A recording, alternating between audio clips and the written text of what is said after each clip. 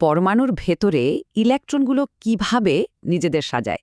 চলুন এর পেছনের সহজ নিয়মটা জেনে নেওয়া যাক। একটা প্রশ্ন দিয়েই শুরু করা যাক। সোডিয়ামের যে 11টা ইলেকট্রন আছে ওরা ঠিক কোথায় যায়? এর উত্তর দেয় অফবাউ নীতি। সহজ কথায় ইলেকট্রন সবচেয়ে কম শক্তির অরবিটাল আগে পূরণ করে। অফবাউ শব্দটা জার্মান, যার মানে হল তৈরি করা, ঠিক যেন একটার উপর একটা ইট গেথে দালান গড়া।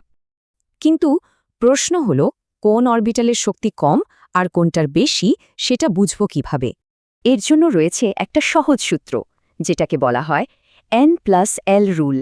এখানে n হল প্রধান শক্তিস্তর আর l হল অরবিটালের আকৃতি কি হবে তার কোয়ান্টাম সংখ্যা।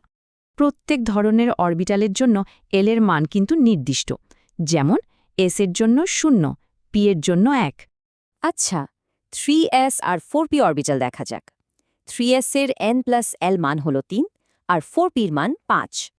যেহেতু 3 5-এর চেয়ে ছোট, তাই 3s অরবিটালের শক্তি কম, ইলেকট্রন এখানেই আগে আসবে।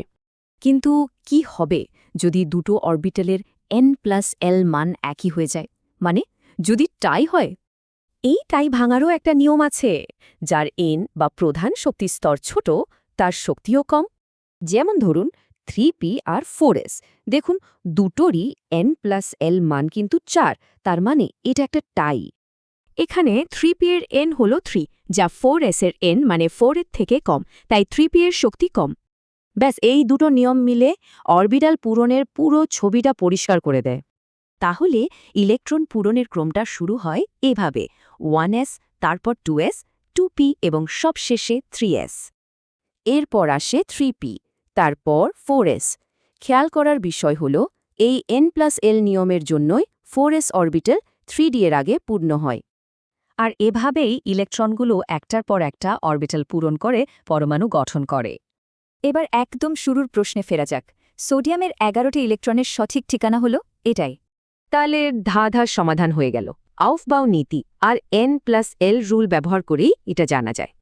কিন্তু এই নিয়ম কি সবসময় সব মৌলের জন্য একইভাবে কাজ করে, নাকি এর কোনো ব্যতিক্রমও আছে?